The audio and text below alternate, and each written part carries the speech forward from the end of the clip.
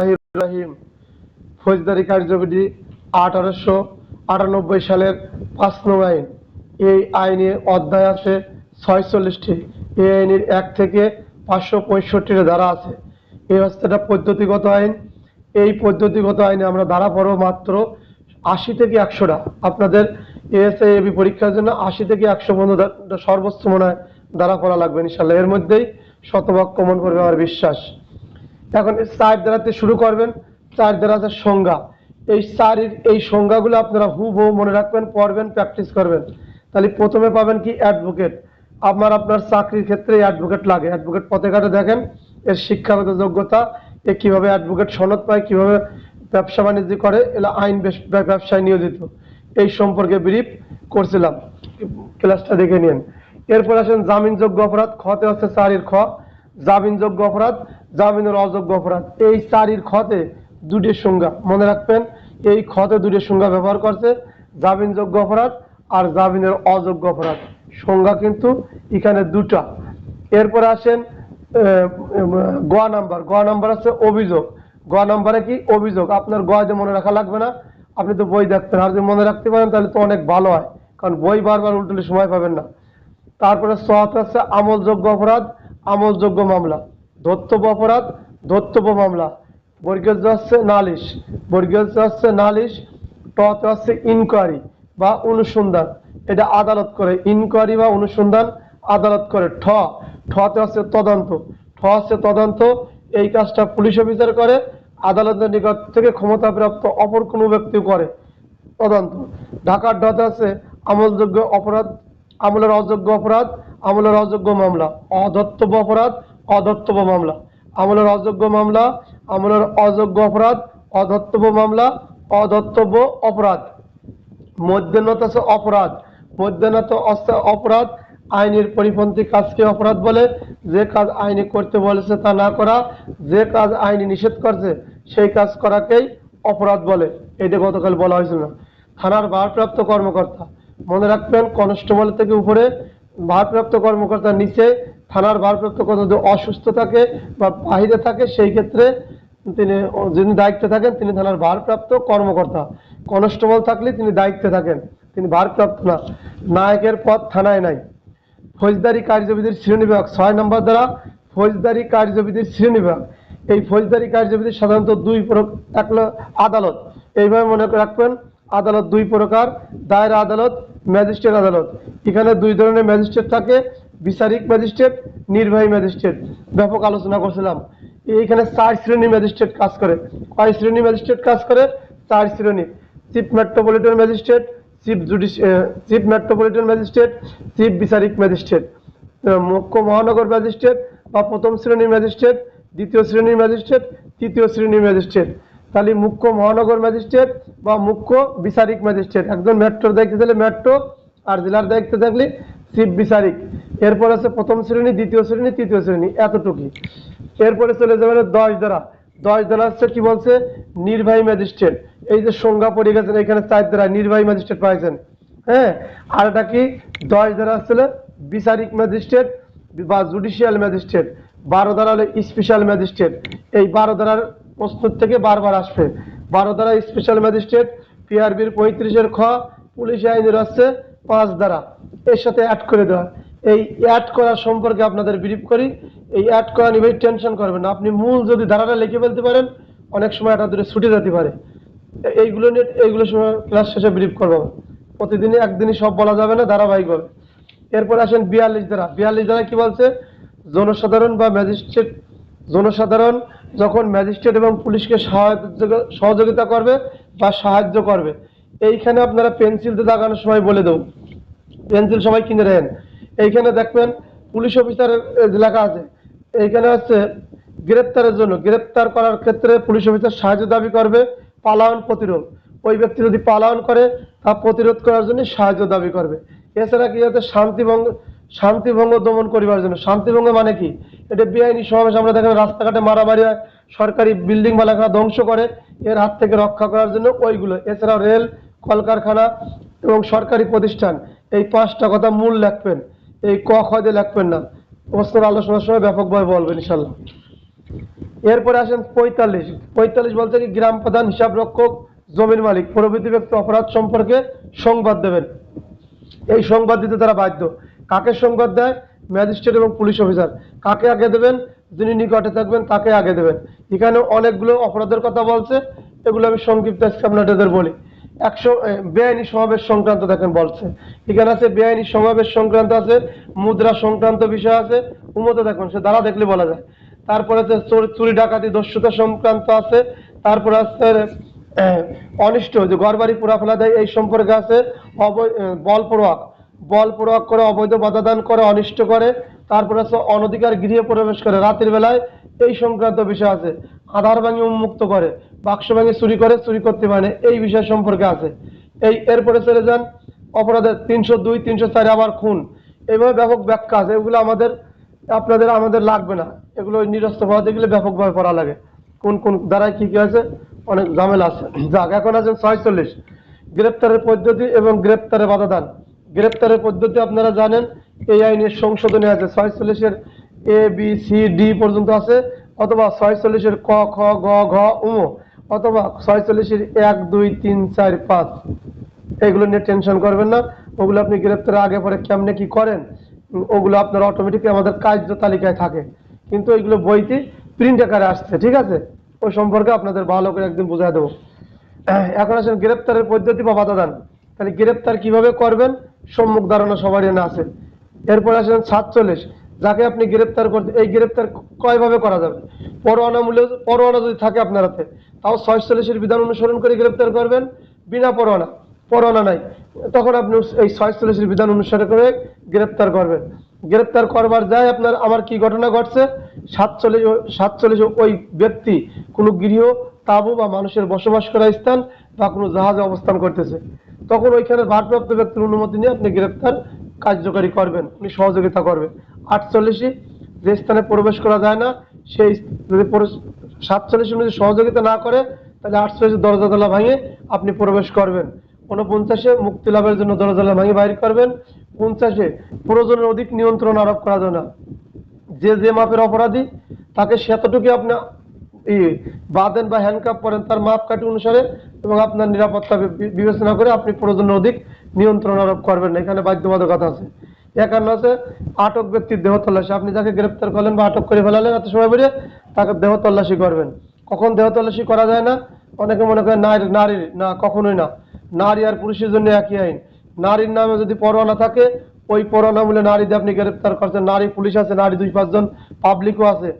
এখন কি আপনি ওই পরোয়ানা মূলে ওই নারী যদি গ্রেপ্তারি জামিনের ব্যবস্থা করে ফেলা দেয়, তাহলে আপনি গ্রেপ্তার ব্যক্তির তল্লাশি, দেহ তল্লাশি করতে পারি না, ঠিক আছে? অনেকে এর আগে একটা প্রশ্ন দিয়েছিলাম, এই 52 ধারা কথা উল্লেখ করছে যে নারীর দেহ তল্লাশি পুরুষ করতে পারে না। এটা পুরুষের তো প্রশ্ন আসে নাই, মূল ধারা হলো 51, দেহ তল্লাশির দ্বারা 51, কিন্তু নারীর কথা 52, নারী ধারা করা লাগবে। কিন্তু নারীও তো পরোয়ানাভুক্ত আসামি, তিনি জামিনের ব্যবস্থা করছে, তাহলে তার গ্রেপ্তারের পরে দেহ তল্লাশি করা যাবে না, এতটুকুই পার্থক্য। মহিলার দেহ তল্লাশি মহিলা দ্বারা করবেন, মহিলা পুলিশ লিখবেন না। 53 দ্বারা আপত্তিকর অস্ত্রশস্ত্র হস্তান্তর বা ক্ষমতা সরায় নেবেন, আপত্তিকর অস্ত্রশস্ত্র তার কাছে সরায় নেবেন, তাকে যে আদালতে প্রেরণ করে সেই আদালতে পাঠাবেন। 54 দ্বারা বিনা পরোয়ানায় গ্রেপ্তার, যখন পুলিশ অফিসার পরোয়ানা ব্যতীত গ্রেপ্তার করে। এই গ্রেপ্তারের এখানে দেখেন অনেকগুলো কথা লেখা আছে, আমলযোগ্য অপরাধে জড়িত সন্দেহ মামলা করে বা তার নামে অভিযোগ আছে। এই আমাদের তহিদ স্যার আছে না, ব্যান্ড মাস্টার 3 ব্যাটালিয়ন দেই না তো, 3 ব্যাটালিয়ন ব্যান্ড মাস্টার জানে না। তাহলে এইখানে আপনারা কিভাবে লিখবেন? 54 ধারাটা ব্যাখ্যা করি। 54 ধারা যখন বিনা পরোয়ানায়, বেশিরভাগই আপনারা বিনা পরোয়ানায় লেখবার চান, বিনা পরোয়ানা যখন লিখবেন তখন ওই হেডলাইন যেভাবে লেখাতে বলছি ওইভাবে লিখবেন, যে ফৌজদারি কার্যবিধি 1898 সালের এই 54 ধারা, 55 ধারা, তারপরে 57 ধারা, তারপরে হচ্ছে 171, 124-এর এইরকম কয়টা ধারা আপনি প্রথমেই মারি দেন, নির্মে আলোচনা করা হলে। এরপর 54 লিখবেন, 55 লেখার দরকার নেই, যথাক্রমে কয়টা ধারা দিয়ে দিলাম। পুলিশ আইনের 34, 34-এর ক, তারপরে ডিএমপি, সিএমপি, আরএমপি, রাজশাহী, এত দেওয়ার দরকার নেই। মূল কথা আপনি লিখে ফেলছেন নাম্বার 5, 1.5 পাতা করে হয়ে যাবে। এটা একটু বড় প্রশ্ন হবে, কারণ আপনি এখানে 11টা কথা লেখা লাগবে, ঠিক আছে? এরপর আসেন ভবঘুরে অভ্যাসগত ডাকাতি প্রভৃতি ব্যক্তির গ্রেপ্তার। এই যদি প্রশ্ন আছে, ওসি তারা ভারপ্রাপ্ত কর্মকর্তা কখন গ্রেপ্তার করতে পারেন, অথবা তার নিচের লোক কখন গ্রেপ্তার করতে পারে না, কোন কোন অপরাধে, তখন আপনি ভবঘুরের সন্দেহজনক এর তিনটে দেখেন ক খ গ আছে, তিনটে কথা যদি আপনি পাইটানে লেখেন তাহলে প্রশ্নের উত্তর হয় না, দৃষ্টিগোচর দেখায়। কিন্তু আপনার ওই 3 লাইনের ভিতরে এই তিনটে যে ক খ গ আছে প্রত্যেকের কথার দুটি বা তিনটে বা এটা করে নিয়ে এসে আপনি ধারাবাহিকভাবে এটার পর এটা বসাবেন। ওই স্যার এক্সামিনার দেখবেন যে না ধারা 55 ঠিক আছে, আর ভিতরে যদি মনে চায় চোখ বুলাবেন, না চাইলে বোলায় না। ঠিক আছে, এখন আসেন নতুন পড়া 56 ধারা। পুলিশ অফিসার যখন অধীনস্থ কর্মচারীকে বিনা পরোয়ানায় গ্রেপ্তারের দায়িত্ব দেন তখনকার কার্য পদ্ধতি। পুলিশ অফিসার যখন পুলিশ অফিসার তার অধীনস্থকে বিনা পরোয়ানায় গ্রেপ্তারের জন্য তিনি আদেশ দেন। এই আদেশ দিলে কি কয়, এই আপনার আমাকে আদেশ দিলেই কিন্তু দৌড়ে যাবেন না, তখন উনি এটা লিখিত দেবে যে লিখিত নিয়ে যান, অমুকের এই কারণে আপনি এই সমস্যার কারণে আপনি নিয়ে আসবেন। এখন আমি যখন গ্রেপ্তার করতে যাব, এই যে পুলিশ অফিসার যে লিখিত দিলে এটা কিন্তু পরোয়ানা হয় না। পুলিশ অফিসার লিখে দিলে কিন্তু পরোয়ানা, কিন্তু উনি লিখে দিয়েছে রিজাউল নামক ব্যক্তি, তার অপরাধ হলে সেই চুরি করুক আর ডাকাতি করুক মমক জাতানোর সন্দেহ আছে, এটা ধরে নিয়ে আসেন। তখন আপনি আমার কাছে আসলেন, আমি বলবেন যে কিরা নীতি জাতি বলছে, আপনি বললেন ওসি বা তার সিনিয়র কোনো অফিসারের নাম বললেন, বললাম ঠিক আছে তো লেখাটা দেখান। তখন আপনি এই লেখাটা দেখাবেন এবং কি কারণে গ্রেপ্তার করবেন ওই এই 56-র ভিতরে সে কথাটা লেখা আছে, তার কারণও জানাতে হবে। ব্যান্ড মাস্টার এসে গেছে 3 ব্যাটালিয়ন খুলনা। এরপরে আসেন 57 ধারা। 57 ধারা খুবই দামি ধারা, খুবই গুরুত্বপূর্ণ। আপনারা ক্লাসে কিন্তু অনেক 14 জনের বেশি আছেন, 13 থেকে 14 জন। তহিদ স্যার আপনি বন্ধ করে দেন, নোট করে দেন। তারপরে আসেন 57 ধারা। 57 ধারা আমরা জানি আমলযোগ্য অপরাধ, খুব পড়ে আইছি। আমরা আমলযোগ্য অপরাধ পুলিশ বিনা পরোয়ানায় গ্রেপ্তার করে, এবং তফসিলেও তাই লেখা আছে। তফসিল কত আপনারা ভালো জানেন, তফসিলেও কিন্তু লেখা আছে আমলযোগ্য অপরাধ করলেই পুলিশ বিনা পরোয়ানায় গ্রেপ্তার করে। কিন্তু কিন্তু 57 ধারা নাম ঠিকানা জানাতে অস্বীকৃতি। যদি খেয়াল রাখবেন, লিখে রাখবেন, আমলের অযোগ্য অপরাধে পুলিশ কখন বিনা পরোয়ানায় গ্রেপ্তার করে, তখন ফৌজদারির এই 57 দিয়ে শুরু করবেন। এই সেই দ্বারা ব্যতিক্রম দ্বারা 57 নাম ঠিকানা জানাতে অস্বীকৃতি, এটা কিন্তু আমলের অযোগ্য, এবং এর সাথে পুলিশ আইনের 34 ক মারবেন। ঠিক আছে, অল্প লিখবেন। ডিএমপি সিএমপি খেওয়া জুয়া নারী এত আনার দরকার নেই, আপনি অল্প লেখেন নাম্বার বেশি পাবেন, বেশি লিখলে কিন্তু নাম্বার বেশি নেই। এখন আসেন নাম ঠিকানা জানাতে যদি অস্বীকৃত হয় তখন আপনি কি করবেন। ধারাবাহিক এখানে 4টে কথা আছে, আমি ধারাবাহিকভাবে আপনার সাথে গল্পের মতো আলোচনা করবো, শুনবেন, কিন্তু এইভাবে আপনিও পড়বেন। লেখার সময় কিভাবে লিখবেন এই প্রশ্ন আমি কালকে বা আজকে দেবো, তখন ওইভাবে লিখবেন। ঠিক আছে, লেখার হিসাব একরকম, পড়ার হিসাব একরকম, বলার হিসাব একরকম। আপনি বেশি বলতে পারলে বেশি যদি বলতে পারেন, বেশি জানেন, তাহলে অল্প লিখতে পারবেন, আর যদি অল্পই জানেন তাহলে লিখবেন কি। এখন আছে নাম ঠিকানা জানাতে যদি অস্বীকৃত করে, আপনি পুলিশ অফিসার, আপনি জিজ্ঞেস করছেন আমার কাছে নাম ঠিকানা, আমি যে নাম ঠিকানা বলছি আপনার সন্দেহ আছে, আপনি সন্তোষজনক হতে পারেন নাই, তখন আপনি আমাকে গ্রেপ্তার করবেন। এবং 2 নম্বর কি, যদি আপনি আমার নাম ঠিকানা পাওয়া যান, আপনি যদি আমার নাম ঠিকানা পাওয়া যান, তাহলে আমার নিকট থেকে মুচলেকা সম্পাদন করে ছাড়িয়ে দেবেন। 2 নম্বর। 2 নম্বর, আমি যদি বিদেশি নাগরিক, আমি ইন্ডিয়ান নাগরিক, ইন্ডিয়ানও কিন্তু বিদেশ, মিয়ানমারও বিদেশ, তাহলে বাংলার বাইরে যাইতে সব বিদেশ। এই বিদেশি নাগরিক হলে সেই ক্ষেত্রে এক বা একাধিক, সেক্ষেত্রে এক বা একাধিক লোকের জামিনদার, বাংলাদেশি লোকের মুচলেকা নিয়ে ওকে ছাড়িয়ে দেবেন, কারণ ওর নাম ঠিকানা পাইছেন ইন্ডিয়ার 24 পরগনায় বাড়ি, এদেশে থাকে বলে এলাকার লোকজন স্বীকৃতি দিয়েছে বা আপনার স্বাক্ষর করতে রাজি হয়েছে, সেই সময় আপনি মুচলেকা নিয়ে ছাড়িয়ে দেবেন, কারণ কাজ না আপনার এতটুকু, আপনার আমার। 3 নম্বরে কি বলছে, হ্যাঁ, তারপরে 3 নম্বর, গ্রেপ্তারের সময় যে 24 ঘন্টার মধ্যে, না এখন তো সবাই মিউট আছে, ক্লাসের পরিবেশ সুন্দর আছে, দেখি কেউ, এই যে এই পাশে বাম পাশে অনেক লোক। মোটলে এখন কয়জন, 1 2 3 3 আর 6 9 জন আছে, 9 জন, কিছুক্ষণ আগে 10 11 জন মনে ছিলাম। ঠিক আছে, সমস্যা নেই, আস্তে আস্তে ঠিক হয়ে যাবেন ইনশাল্লাহ। সবাই নতুন এবং পুরাতন লোক 2 1 জন আছে, আমাদের ব্যান্ড মাস্টার মানে আছে, তো এই 3 ব্যাটালিয়ন শিরোমণি খুলনা।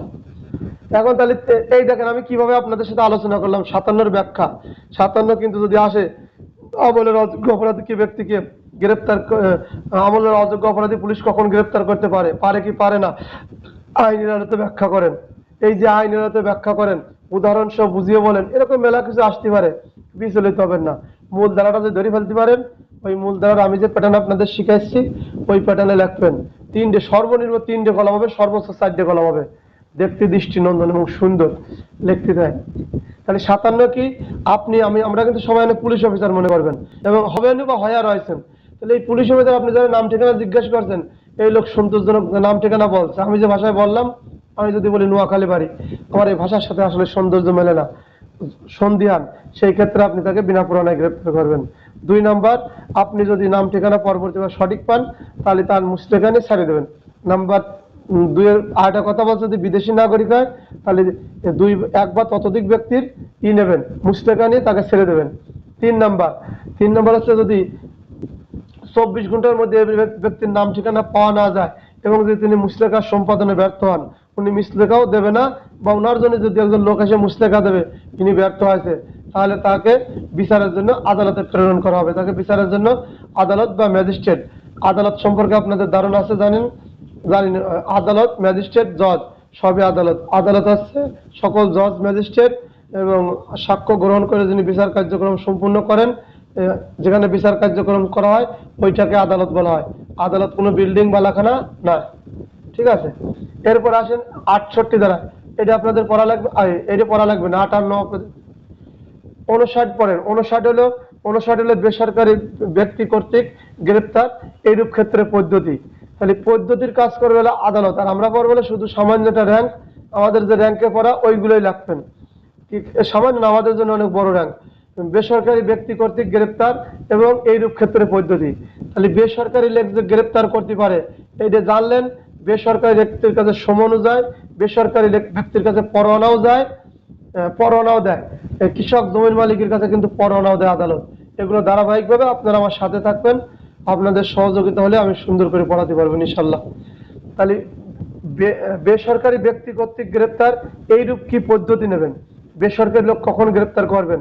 বেসরকারি লোক চাইলে কি গ্রেপ্তার করা যাবে না, ওর সীমাবদ্ধতা আছে, আমার আপনারও সীমাবদ্ধতা আছে। সাধারণ নাগরিকের, যে সাধারণ বাংলাদেশের যে নাগরিক আছে, আমি আপনি যখন সাধারণ যে নাগরিক, চাকরি বা পুলিশ না, তার দায়িত্ব না, তিনি সাধারণ ধরে নেবেন।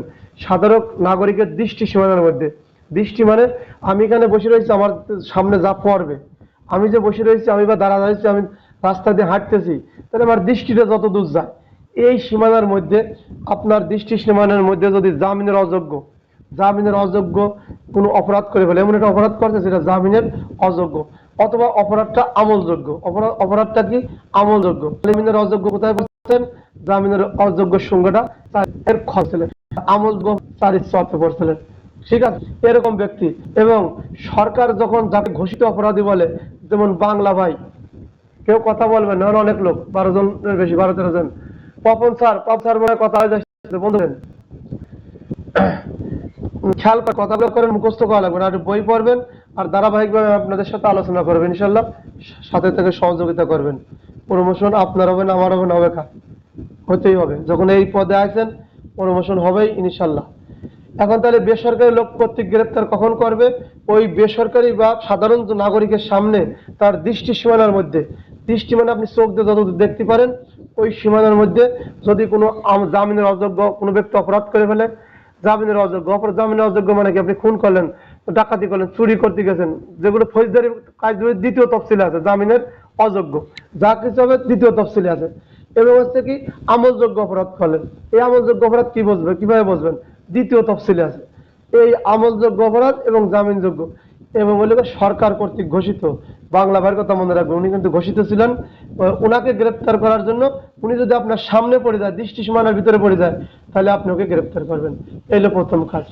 তাহলে জনসাধারণ কি করবে? এই 3 ধরনের অপরাধের কারণে গ্রেপ্তার করে ফেলবে। তার কার্যকারী ক্ষমতা, জনসাধারণ কার্যকারী ক্ষমতা কতদূর? তার দৃষ্টি সীমানার মধ্যে। এগুলো এমসিকিউ আপনাদের লাগবে না, তাও জানিয়ে রাখলেন, জানাতে দোষের কিছু নেই, মাইন্ড করবেন না যে এত কেন বলি। এরপরে আসেন 2 নাম্বার, এই ব্যক্তিকে গ্রেপ্তার করার পরে ইনি কি করবে? নিকটস্থ পুলিশ স্টেশনে বা থানার কাছে নিয়ে যাবে, পুলিশের কাছে অথবা থানায় নিয়ে যাবে, এগুলো তার কাজ ছিল। এখন যেই পুলিশের কাছে নেছে, পুলিশ আবার 54 ধারায় ওকে বিনা পরোয়ানায় আবার গ্রেপ্তার করছে। পুলিশ কি করলে? এবার বিনা পরোয়ানায় 54 ধারায় গ্রেপ্তার করছে। তিনি যা কি বলতেছে অনুসারী, তিনি যে গ্রেপ্তার করার পরে পুলিশ দেখে যদি নাম ঠিকানা সঠিক পাওয়া যায় তাহলে ওকে ছেড়ে দেবে, নাম ঠিকানা সঠিক পাচ্ছে মুস্তাকানি। কিন্তু ওর যদি নাম ঠিকানা সঠিক না পায় তাহলে কি করবে? ওই 57(3) ধারা মতে তাকে বিচারের জন্য ম্যাজিস্ট্রেট আদালতে প্রেরণ করবে। এরকম কঠিন কোনো কিছু না। এই ধারাবাহিক নেবেন না, ধারাবাহিক গল্পগুলো শুনলে, মেলাখানিক কিস্তা বা গল্প শুনলে তার অল্প কিছু আপনার মনে থাকবে, এই জন্যই বলা বা এই জন্যই শেখা। তাহলে আপনি কি বলেন, 59 বেসরকারি লোক কর্তৃক গ্রেপ্তার। এই লোকের সামনে দৃষ্টি সুমনের মধ্যে যদি কোনো জামিনের অযোগ্য এবং আমলযোগ্য অপরাধ এবং সরকার কর্তৃক ঘোষিত অপরাধী, এই ব্যক্তি এই 3 ধরনের অপরাধী তার সামনে আপনার আমার সামনে পড়ে পাবলিক আমার দৃষ্টি সীমানার মধ্যে বলে ওরা বিনা প্রমাণে গ্রেপ্তার করবে এবং নিকটস্থ পুলিশের কাছে নিয়ে যাবে বা থানায় নিয়ে যাবে। এখন 2 নম্বরে থানায় নেওয়ার পরে পুলিশ ওকে আবার 54 ধারা বিধান মতে বিনা প্রমাণে গ্রেপ্তার করলো। এরপরে কি করলো, 3 নম্বরে বলছে যখন ওর নাম ঠিকানা সঠিক পাওয়া যায়, পুলিশ যাচাই বাছাই করে দেখবে নাম ঠিকানা সঠিক আছে, তাহলে ওকে ছেড়ে দেবে। আর দেখবে না নাম ঠিকানা সঠিক নাই, আসলে অপরাধ করছে, তাহলে ওর বিচারের জন্য যে আদালতের বিচার করার হবে সেই আদালতে প্রেরণ করবে। এতটুকুই। এরপরে আসেন 60 ধারা, গ্রেপ্তারকৃত ব্যক্তিকে ম্যাজিস্ট্রেট অথবা থানার ভারপ্রাপ্ত কর্মকর্তার নিকট নিয়ে যাবেন। আমি আপনি যত সময় বলে কিন্তু গ্রেপ্তার করছি, মেলা কায়দায় করছি, আমি করছি, আপনি করছেন, তারপরে জনগণও করছে। খেয়াল করেন, জনগণ কিন্তু গ্রেপ্তার করার পরের লাইনই চলে এসেছিল থানায়। এখন আমি আপনি যে গ্রেপ্তার করলাম বিনা প্রমাণে, এখন থানায় নিয়ে আসবেন। গ্রেপ্তার করার পরে আর দেরি করা যাবে না। বিনা প্রমাণে গ্রেপ্তারকারী পুলিশ অফিসার অনাবশ্যক বিলম্ব না করিয়া তিনি থানার ভারপ্রাপ্ত কর্মকর্তার নিকট নিয়ে আসবেন। এই আমার আপনার কাজ শেষ। এখন ভারপ্রাপ্ত কর্মকর্তা থেকে পরবর্তী পদক্ষেপ কি, চলেন যাই। তাহলে বিনা প্রমাণে গ্রেপ্তার করার পরে দ্রুত কার কাছে নিয়ে আসবেন, থানার ভারপ্রাপ্ত কর্মকর্তার কাছে নিয়ে আসবেন। আমারও নতুন প্রমোশন, যা কিছু আমরা কিন্তু তাৎক্ষণিক ওসি স্যারকে জানা দেয়, ভারপ্রাপ্ত কর্মকর্তা জানাই, স্যার এখানে এই ঘটনা ঘটছে, এখানে এই সমস্যা, তার মানে বিষয়টা তার অবগত করা হলো। আর যখন গ্রেপ্তার করে ফেলাবেন, কোনো গ্রেপ্তার বা তখন থানায় নিয়ে যাবেন। এরপরে 61 ধারা, গ্রেপ্তার করে ব্যক্তিকে 24 ঘন্টা অধিক আটক রাখা যাবে না। এইখানে কিরকম, গ্রেপ্তার করার পরে আমি যে গ্রেপ্তার করছি বিনা প্রমাণে, গ্রেপ্তার করার উদ্দেশ্য কি? উদ্দেশ্য তো ছিল ওই ব্যক্তি কোনো অপরাধ করছে। এখন এই পুলিশের কাছে অপরাধ হলে তার তদন্ত রহস্য উদ্ঘাটন করে না, কিন্তু এই রহস্য উদ্ঘাটন করতে পুলিশ অফিসার এই 24 ঘন্টার ভিতরে পারে না। 24 ঘন্টার ভিতরে যখন পারে না, তখন ওই তার সহকারী বা তার কাছ থেকে কোনো বস্তু দ্রব্য উদ্ধার করার জন্য পুলিশ অফিসার যখন এই কাজটা করতে পারে না, তখন করে কি, হেফাজতে রাখার প্রয়োজন মনে করে যে এর কাছে আমাদের কাছে কিছুদিন থাকলে আমরা এর কাছে তথ্য উদ্ধার করতে পারবো। কিন্তু আমার আপনার আইনের দ্বারাই তো সময় 24 ঘন্টা। তখন এই পুলিশ অফিসার এর সহযোগী, এই আসামির সহযোগী বা তার কাছে সে যে কি দিয়ে অপরাধ সংগঠন করছে সেই বস্তু দ্রব্য উদ্ধার করার জন্য তিনি কি করেন, এই পুলিশ অফিসার তখন এই ম্যাজিস্ট্রেটের নিকট আবেদন করেন। 167 ধারার বিধান মোতাবেক যে আমাদের হেফাজতে রাখার দরকার, অধিকতর তদন্ত বা আমরা এই মামলার রহস্য বা এর সহযোগী গ্রেপ্তার করা প্রয়োজন। তখন এই আদালত যেটা বিবেচনা মনে করেন 15 দিনের অধিক নয়, সর্বোচ্চ বিবেচনা তদুর করবে, 15 দিনের বেশি তিনি রিমান্ড পুলিশ হেফাজতে রাখবে না। এটাকে বলা হয় পুলিশ হেফাজত। রিমান্ড হলে আমরা বলতে শিখে গেছি ইংলিশ শব্দ। পুলিশ হেফাজতে রাখার জন্য পুলিশ অফিসার আবেদন করবে এবং আদালতের যেটা সৎ বিবেচনা মনে হয়, যুক্তিযুক্ত মনে হয়, আদালত সেই কয়দিনের জন্য পুলিশের হেফাজতে উক্ত আসামিকে দেবেন। সেই ক্ষেত্রে আর এই পুলিশ অফিসারের কোনো অপরাধ থাকবে না, কারণ তিনি দায়িত্ব পাওয়া গেছেন। ঠিক আছে।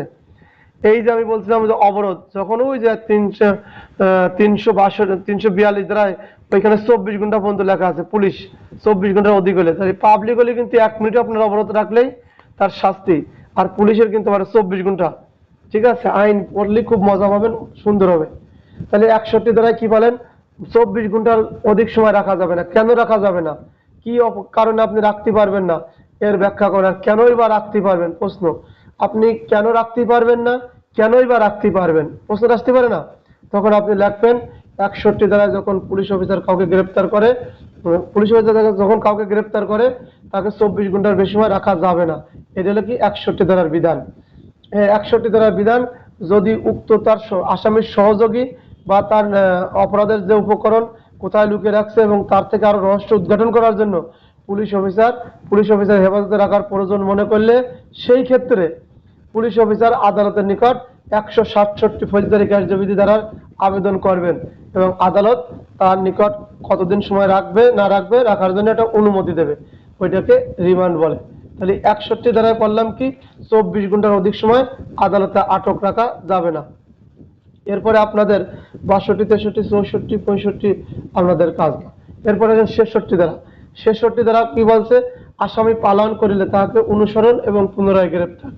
আসামি পালায়ন করলে তাকে অনুসরণ এবং পুনরায় গ্রেপ্তার।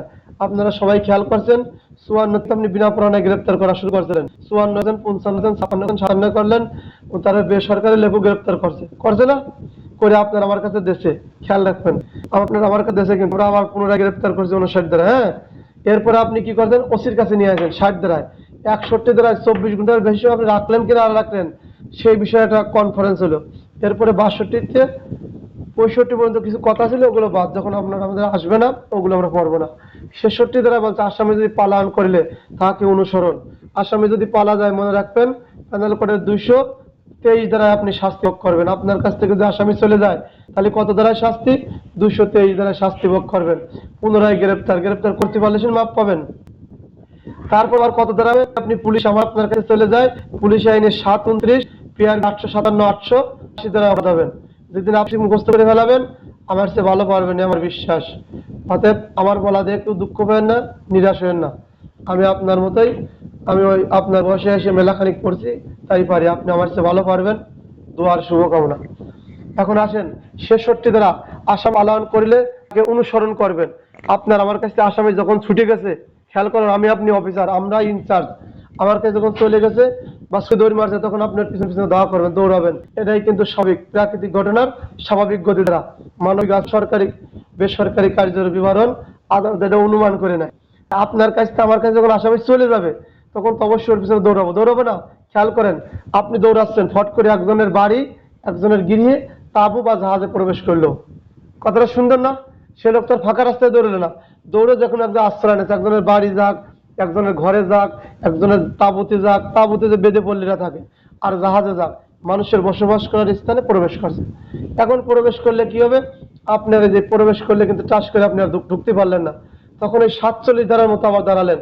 ওই যে ওইখানে যে মালিক দখলদার ভারপ্রাপ্ত ব্যক্তি দায়িত্বে আছেন তার কাছ থেকে অনুমতি নিয়ে 47 আপনি প্রবেশ করবেন। 48 আবার কি করলে সে যদি আটকা প্রবেশ করতে না দেয় দরজা ভাঙিয়ে প্রবেশ করবেন। 49 আবার কি করবেন? ভেঙে বার আসবেন। এই কথাগুলো বলছে। তাহলে কি আমি আসামি যদি পালায়ন করে, তাহলে খেয়াল করেন আসামি যদি পালায়ন করে সেই ক্ষেত্রে আমি ওসির চিন্তা করবেন না, আপনি অল ইন অল আমার আপনার কাছ থেকে তারপরে হইছে ওইটাই দিবানে পরে পড়াবো ওগুলা। তাহলে আসামি যদি আমার আপনার কাছ থেকে পালায় যায় আপনি সর্বদাই খেয়াল রাখবেন ওর পিছনে পিছনে দাওয়া করলেন। এটা এবার লিখবেন না কিন্তু, মানে বলতেছে বোঝানোর জন্য। এখন সে যদি কোনো গৃহ তাঁবু বা কোনো জাহাজে প্রবেশ করে ওইখানে আপনি দ্বারা ওই লোকের খানিকার দায়িত্বে আছেন বা মালিক বা কেয়ারটেকার বা দখলদার তার অনুমতি নেবেন। এই অনুমতি নেবেন কত দ্বারায়? 47 দ্বারায়। এই ফৌজদারি কার্যবিধানের 47 অনুমতি দেবেন এবং সহযোগিতা করবেন। করল না, এবার 48 এবার দরজা ভেঙে ফেলালেন। এরপরে আপনার কি হলো? ও আবার আটকা আছে। এবার 49 ধারা আবার ভেঙেছে, বাড়া আসেন, দরজা ভাঙবেন, কোনো ওয়াল ভাঙবেন না, কোনো বেড়া ভাঙবেন না, কোনো ছাদ ভাঙবেন না, যেটা বইতে লেখা ওইটাই লিখবেন। এটা আইনের ভাষা। বাস্তবে কি হলো ওটা আপনার দেখার দরকার নাই, লেখে পাশ করতে হলে আপনি আইনের ভাষা লিখবেন। কারণ এখন আসেন 67 ধারা। 67 ধারা কি বলছে? 67 একসাথে পড়ালাম। পালন করা ব্যক্তিকে আপনি অনুসরণ এবং অনুকরণ করলেন। 67 ধারায় যা ওই ঘটনা ঘটালেন যে যখন সে ওখানে চলে গেল তখন আপনি 47, 48 এবং 49 ধারা প্রয়োগ করবেন। এতটুকু আমরা গ্রেপ্তার সম্পর্কে অধ্যায় শেষ। এখন আসেন সমন জারি সম্পর্কে আলোচনা করি। এই সমন নিয়ে অনেক চিন্তা আছেন। সমন জারি কিভাবে করা হয়, সমন জারির পদ্ধতি আসার দিন শেষ। এখন আসবে সমনের উপাদান, সমনের বৈশিষ্ট্য, কেন সমন জারি করা হয়, সমন জারি করলে উপকারিতা কি, সমন জারি কেন করার কারণগুলোই বা কি কি, এইগুলো প্রশ্ন আপনি যদি খুঁজে পাবেন। কিন্তু আপনি যদি সমন সম্পর্কে সম্মুখ ধারণা থাকে অবশ্যই পারবেন।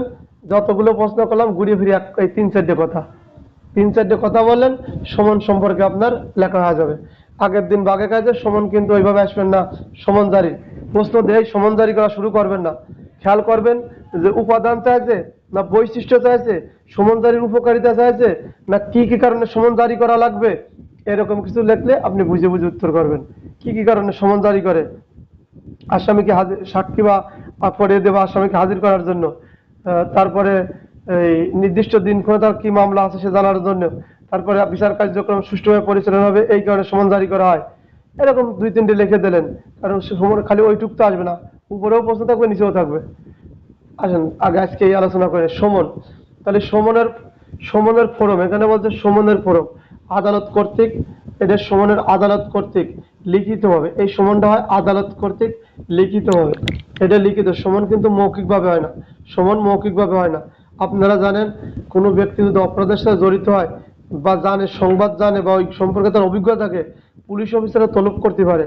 কিন্তু পুলিশ অফিসার যে তলব করে যে আদেশ দেয়, ওইটাকে যে লিখিত দেয় ওটা হলো আদেশ বলা হয়। আর আদালত যেটা দেয় ওটাকে সমন বলে, এটা মনে রাখবেন। তাহলে এই সমন কয় কপিতে হবে? সমন হবে 2 কপিতে হবে। কিরা দেবে? আদালত দেবে, লিখিত আকারে দেবে। ঠিক আছে, আদালতের বিচারক প্রিসাইডিং অফিসার কর্তৃক স্বাক্ষরিত এবং সিলমোহরকৃত হবে, স্বাক্ষরিত এবং সিলমোহরকৃত। এবং এরপর কি থাকে? নির্দিষ্ট দিন এবং সময়, নির্দিষ্ট দিন এবং সময় থাকে।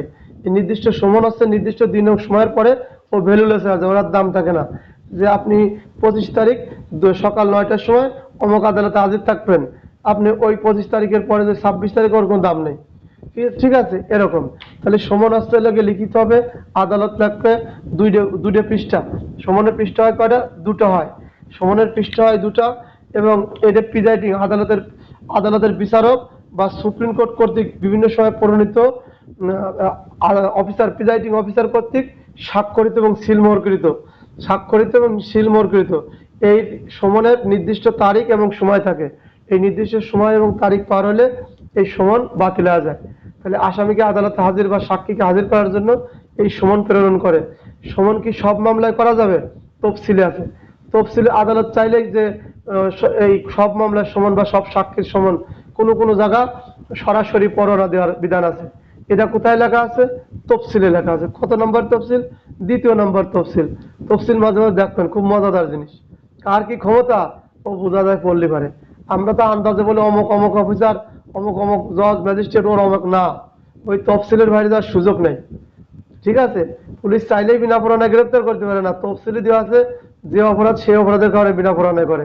ঠিক আছে, তাহলে তফসিল দেখবেন 8টা কলাম, কার কি ক্ষমতা অনেক দেওয়া আছে। 3 নম্বর শ্রেণী ম্যাজিস্ট্রেট কি বিচার করতে পারে, 2য় ম্যাজিস্ট্রেট, 1ম শ্রেণী চিফ মেট্রোপলিটন, চিফ বিচারিক ম্যাজিস্ট্রেট, এইভাবে লেখা আছে। মুখস্থ করবেন না কিন্তু, ওটা আমি বললাম শিকার স্বার্থে, শিখবেন। এখন সমনের আপনারা সমন সম্পর্কে একটা সম্যক সংজ্ঞা আসে। সমন কাকে বলে, সমন কি, সমন, তখন এই সংজ্ঞাটা আপনি আপনার মতো করে লিখবেন। আদালত কর্তৃক 2 পৃষ্ঠা সম্বলিত কোনো আসামি, এবার লিখুন, কোনো আসামিকে আদালত, কোনো আসামি বা সাক্ষীকে আদালতে হাজির করার জন্য 2 পৃষ্ঠা সম্বলিত আদালতের প্রিসাইডিং অফিসার কর্তৃক নির্দিষ্ট দিন এবং নির্দিষ্ট তারিখ হাজির হওয়ার জন্য সিলমোহরকৃত যে পত্র ইস্যু করে, তাকে সমন বলে। যে সম্পর্কে আপনি সংজ্ঞা লিখবেন, এই সংজ্ঞা লেখার সময় অবশ্যই ওই সংজ্ঞাটার কথা আগেই লিখবেন না, লাস্টে বলবেন এই কারণে। ওই যে আদেশ দেয় ওই আদেশকেই সমন বলে, ওই আদেশকেই সমন বলে। এরকম আপনারা যে অভিযোগ করাইছে এবং সামনে যে সংজ্ঞাগুলো আসবে, এই সংজ্ঞাগুলো বারবার পড়বেন, মনে রাখবেন, মুখস্থ করবেন না। মুখস্থ করলেই আইন বেশি দূর শিখতে পারবেন না। এখন আসেন, প্রশ্ন কিন্তু একসাথে 2টে থাকে, লেজ লাগানো। আপনার লেখা লাগবে 10টা, কিন্তু প্রশ্ন কিন্তু অনেক 20টি আছে। আবার 20টির ভিতরে দেখবেন একটার সাথে 2টে করে, কারণ 3 ঘন্টা আপনার সময়। তাহলে আপনি ওর পরিমাপ বুঝে বুঝে লিখবেন, যে কতটুকু পরিমাপ, ছোট ছোট করে লিখবেন। লিখতে লিখতে আপনার অভ্যাস হয়ে যাবে। আমার সাথে থাকলে আশা করি এখানে আমাদের এএসআইরা যারা পরীক্ষার জন্য আছেন, আর বাকি আছে যে তারেক রসুল আমাদের ব্যাটসম্যান, অপূর্ব নায়ক, তারপর আরো ক্রীড়া যে আরিফ ভাই, এবং আরো 2 নারী আসবে এখানে। হ্যাঁ, এরা কিন্তু আপনার এই বাকি, এরা ব্যতীত আপনারা যে 10-12 জন থাকবেন, এর আমি বলে দেবো পরীক্ষা 1-1.5 মাসের ভিতরে, মানে 1 মাসের ভিতরে বলতে পারবো আপনারা কে বিজয় ছিনিয়ে নিয়ে আসতে পারবেন। ঠিক আছে, পড়ার এবং লেখার ডেমো দেখে। ঠিক আছে, এটা বলা সহজ। এরপরে আসেন সমন জারির পদ্ধতি। কেন বললাম যে কি কতটুকু লিখবেন? সমন জারির পদ্ধতি যদি আসে 2 নাম্বার দেখেন, তাহলে আপনি একেবারে 69 থেকে শুরু করে 74 পর্যন্ত লিখবেন না। সমন জারির পদ্ধতি যখন 2 নাম্বার 2, তখন 69টাই লিখবেন। কারণ 2 নাম্বারের জন্য যদি আপনি অত লিখতে যান, তাহলে হয় না। অথবা আপনি কায়দা করে রাখবেন সমন জারির পদ্ধতি কিভাবে করা হয়। 1 নাম্বার, সমনের 1 নাম্বার 68টি সমনের সংজ্ঞা, 68টি হলো সমনের সংজ্ঞা। এখন আসেন আরো দণ্ডবিধির কথা কই। সমন জারি করলেন, আদালত থেকে সমন জারি করছেন, এই জারি করার পরে আপনি আসলেন না, তাহলে আপনার কিন্তু শাস্তি আছে। দণ্ডবিধি আইনের 174 দ্বারা শাস্তির আওতায় আনা যায়। এখন আপনার নামে সমন জারি হয়েছে আমার নামে, আমি দেখলাম যে আমাদের আজিজ স্যার সমন নিয়ে আমাদের এলাকায় ঢুকছে, মানে আমার নামে, আমি যেন সমন জারি না হয় আত্মগোপনে চলে গেলাম। 173 দ্বারা আমি 172 আমি অপরাধ করলাম, 172-এ অপরাধ করলাম। এখন ধরেন সমন জারি করে চলে গেছেন বা লটকাতে চলে গেছেন, আমি ছিঁড়ে ফেলালাম, তাহলে আমি 173 দ্বারায় অপরাধ করলাম, আমি 173 দ্বারায় অপরাধ করলাম।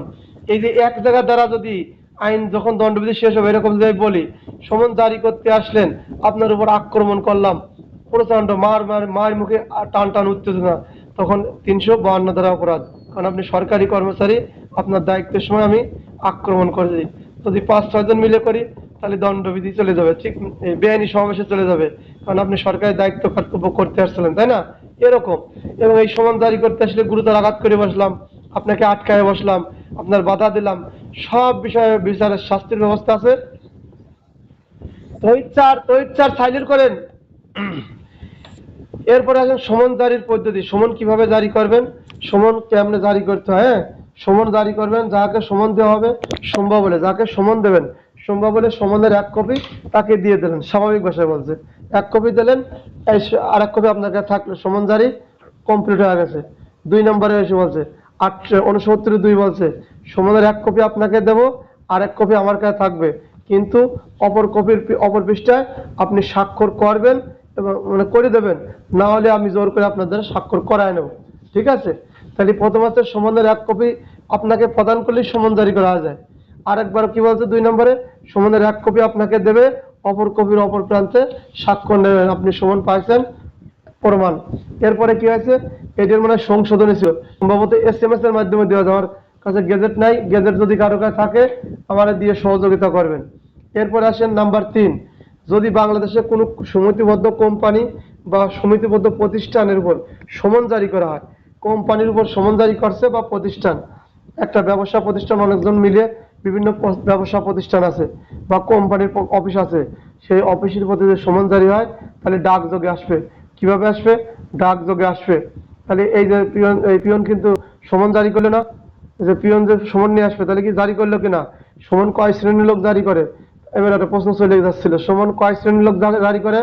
আদালতের লোক জারি করে, পুলিশ অফিসার জারি করে, এবং সরকারি কর্মচারী বা সরকারি কর্মচারী যে পিয়নটা জারি করে না, দিয়ে যায়, পিয়নটা দিয়ে যায়, দেখবেন সমন ওরা ডাকযোগে পৌঁছা দেয়।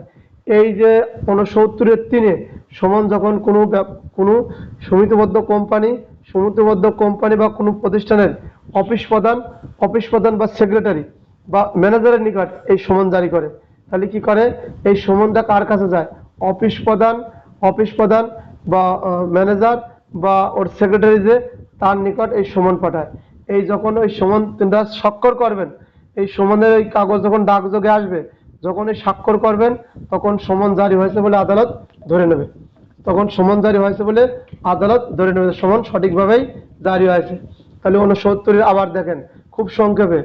1 নম্বরের সমন কিভাবে জারি করবেন, 1 কপি দেবেন, 1 কপি আপনার হাতে আছে, সমন জারি হয়ে গেছে। 2 নম্বর, সমন 1 কপি দেবেন, অপর কপির অপর পৃষ্ঠায় স্বাক্ষর করা নেবেন, সমন জারি হয়ে গেছে। নাম্বার 3, এই সমন যদি কোনো কোম্পানি, কোনো সমিতিবদ্ধ প্রতিষ্ঠান উপর সমন জারি করা হয়, তাহলে ওই কোম্পানির ম্যানেজার, অফিস প্রধান বা ওই সেক্রেটারির নিকট এই সমন জারি করা লাগবে। এই সমন যখন তার কাছে পৌঁছাবে, তিনি যখন স্বাক্ষর করবেন, সমন জারি হয়েছে বলেই গণ্য হবে। সহজ আছে, এগুলো পড়ে নেবেন, মানে পড়বেন, রিডিং মুখস্থ করবেন না, মুখস্থ করে দেবেন খালি সুসি, তারপরে কিভাবে লিখতে আমি বলবেন। আর আপনারা যখন আইন নিয়ে পড়াশোনা করবেন, আলোচনা করবেন, তখন গল্প করবেন, একজন আরেকজনের সাথে কমিউনিকেশন করবেন। এখন 70 দ্বারা দেন, সমনের উদ্দিষ্ট ব্যক্তিকে খুঁজে পাওয়া না যায় তখন কেমন করে সমন জারি করবেন? যার উপর সমন জারি করবেন যথাযথভাবে চেষ্টা করার পর যদি তাকে পাওয়া না যায়, তাহলে 2 কপির 1 কপি পরিবারের কোনো, আগে ছিল কি, পরিবারের কোনো সাবালক পুরুষ এই কথাটা রহিত করা হয়েছে, এই কথাটা বাতিল করা হয়েছে। ওই পরিবারের যে কোনো সাবালক ব্যক্তির কাছে দিয়েই সমন জারি করবেন, তাহলে নারীর কাছেও দেওয়া যাবে। তাহলে আগে ছিল কি নারীর কাছে দেওয়া যাবে না, এখন মহিলা বা নারী, নারী বা মহিলা যদি সাবালক হয় সেই ক্ষেত্রে ওই সমন ওই ব্যক্তি দেওয়া যাবে। তাহলে সমন যদি জারি করতে গেলে ৭০ দ্বারায় ওই নির্দিষ্ট ব্যক্তিকে আপনি যথাযথ পদ্ধতি অবলম্বন করেও তারে খুঁজে পালেন না, বিচলিত হওয়ার কিছু নাই। ওই বাড়ি, তার যে বাড়ি, ওই বাড়ির সাবালক কোনো ব্যক্তির কাছে দিয়ে আসবেন, সে মেয়ে হোক আর পুরুষ হোক। সমন জারি হয়ে গেল। ৭০ পূর্বের পদ্ধতি মানে ৬৯ আপনি সমন জারি করতে পারেন নাই, তখন কি করবেন? এবং তন্ন তন্ন করে খুঁজলেন, এলাকায় কেউ বলছে না ওদের বিটে মাঠে মনে এরকম হতে পারে না, ঘর বাড়ি নেই, এলাকার লোক ভেঙে ছিঁড়ে ফেলাইছে, সমন নিয়ে এখন কি করবেন? কিন্তু ওই লোক মাঝে মাঝে ওই এলাকায় যায়, মাঝে মাঝে ওই এলাকায় যায় বা অবস্থান করে, এলাকার লোক এতটুকু বলতে পারছে, তখন আপনি প্রকাশ্য স্থানে লটকায় দিয়ে আসবেন। এই গাছের সাথে রোজা দিয়ে আসেন আর তার দেওয়ালের সাথে, যাতে মানুষ দেখতে পারে বা সে যে স্থান দিয়ে বারবার চলাফেরা করে বা মাঝে মাঝে আসলে যেন ওই জায়গা সে দেখতে পারে, এমন একটা স্থানে আপনি লটকায় দিয়ে আসলেন, আপনার সমনজারি কমপ্লিট হয়ে গেছে। এখন দেখেন ৭১ দ্বারায় যদি বলে যে এই লটকায় সমনজারি কেমন, আপনি যদি লেখা শুরু করেন ৭১ প্রথম যথাযথভাবে চেষ্টা করার পরেও আর ধরতে হইবে, এইখানে লিখতে গেলে আপনার ২ পাতা লাগবে। অর্থাৎ আমাদের এতখানিক লেখার সময় নেই, এতখানিক লিখতে স্যাররা বলেও না, সীমিত ২-৩ লাইন লিখবেন। সমন জারি করার সময় ওই ব্যক্তি যে খুঁজে উপরোক্ত ২ পদ্ধতি না পাওয়ার পরে, যখন পাওয়া যায় নাই তখন গাছের সাথে লটকায়, বাংলা হিসাব। ৭১ হলে ওই ব্যক্তিকে পাওয়া যখন না যায় তখন গাছের সাথে লটকায় সমন জারি, এতটুকু লিখবেন, লেখার সময় এতটুকু, আর পড়ার সময় একটু ব্যাপক করে পড়বেন। এখন আসেন ৭২ দ্বারা প্রজাতন্ত্রের কর্মচারীর উপর সমন জারি। প্রজাতন্ত্রের কর্মচারী মানে সরকারি কর্মচারী, আমি আপনি, এই কর্মচারীর উপর সমন জারি কেমনে করবে? এর অফিস প্রধানের বরাবর দেবে, এই সমনটা দেবে অফিস প্রধানের বরাবর। এই অফিস প্রধান আবার কি করবে? ৬৯ বিধান মতো সমন জারি করবে। ৬৯ বিধানে কি সমন জারি পাইছিলাম? ১ কপি তিনি তাকে দেবেন যার নামে সমন গেছে, আর ১ কপি তার কাছে থাকবে। এরপরে ২ নম্বরে কি বলছে? তাকে ১ কপি দেবেন এবং অপর কপিতে স্বাক্ষর নেবেন, তাহলে সমন জারি হয়েছে বলে আদালত ধরে নেবে। তাহলে সরকারি কর্মচারীর উপর যখন সমন জারি হবে, তার অফিস প্রধানের বরাবর এই সমনটা যাবে, এই সমনটা অফিস প্রধান বরাবর যাবে।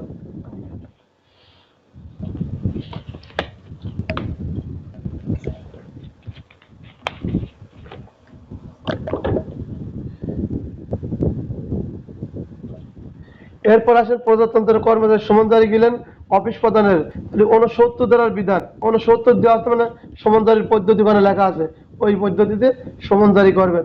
এ পালানো যাওয়ার সুযোগ নেই, এর করে এর কোথায় যাবে? এখন আসেন ৭৩ স্থানীয় সীমানার বাইরে সমন জারি। স্থানীয় সীমানার সমন জারিটা কিরকম? ক্লাসটা বড় হয়ে গেলে কিছু মনে করবেন না। স্থানীয় সীমার বাইরে সমন জারি আছে, খেয়াল করেন আমাদের বাড়ি কিন্তু একজন, আমার ভাই রাজবাড়ি, আলিসার বাড়ি হচ্ছে, কিন্তু আলিসার আমি রিজাল অপরাধ করছি কোথায়? এই খুলনায়, আমি রাজবাড়ি চলে গেলাম, আমার নামে মামলা হয়েছে, অথবা এখানকার সাক্ষী, আমার নামে মামলা হয়েছে, আমি চাকরি করি, আমার চাকরি নেই। তখন আমি দেখছি এরা বস করে এই আছে, আমার নামে ঠিকাও দেয় না, টাকার ঠিকানাও দেয় না। পুলিশ জিজ্ঞাসা করছে, আমি বললাম আমি তো একটা কাজে আইছিলাম, এইরকম ঘটনা ঘটে, আমি আমার সাক্ষী দিলে দেন আমার বাড়ি গাড়ি অমুক জায়গা, তখন সাক্ষী হয়ে গেলাম। এখন এই আমার নামে যে সমন পাঠাবে, তাহলে কিভাবে পাঠাবে? আমার রাজবাড়ি কি সরাসরি আমার নামে পাঠাবে? না, ৪ দিন এলাকার বাইরে যখন সমন দেবে, আমার রাজবাড়ী জেলার যে ম্যাজিস্ট্রেট আছে, আমি যার অধীনস্থ আর জুডিশিয়াল এলাকা আছে, ওই ম্যাজিস্ট্রেটের কাছে সমন পাঠাবে। তাই এখতিয়ারের বাইরে পারে না, এখতিয়ারের বাইরে যখন সমন জারি করবে সরাসরি ব্যক্তির কাছে পাঠায় না, তাহলে কার কাছে পাঠায়? ৪ এলাকার মধ্যে সীমানাবদ্ধ যে ম্যাজিস্ট্রেট থাকে, ওই ম্যাজিস্ট্রেটের কাছে সমন পাঠায়। সাধারণ এই কপি আবার এর ২ কপির ১ কপি আমি বুঝে নেব, আর ১ কপি কতদূর বোঝার দরকার, এতটুকু বোঝেন আপনাদের যেটুকু লাগে। স্থানীয় সীমানার বাইরে সমন জারি, তাহলে আমি যদি খুলনায় অপরাধ করি, কিন্তু আমি খুলনায় এমনিতে আসছিলাম কাজে, বা আমার ঠিকানা যখন লিখতে বলছে আমার তো ঠিকানা নাই, আমি তখন আমার বাড়ির ঠিকানা দিছি বা এর কার্ড খুঁজে ঠিকানা নিয়েছে, তখন আমার খুঁজতে গেলে ওই এখতিয়ারের সীমানার বাইরে সমানের পর যে হাজির নয়, ১ দিন ২ বার ৩ বার মিসিং হলেই পরোনা নাজিল হয়ে যাওয়া নয়। পরোনা কি করে? পরোনা সামনে পাবো ৮৩ ধারা মানে পাবো, এখতিয়ার সীমানার বাইরে পরোনা ঠিক এইভাবে দেয়।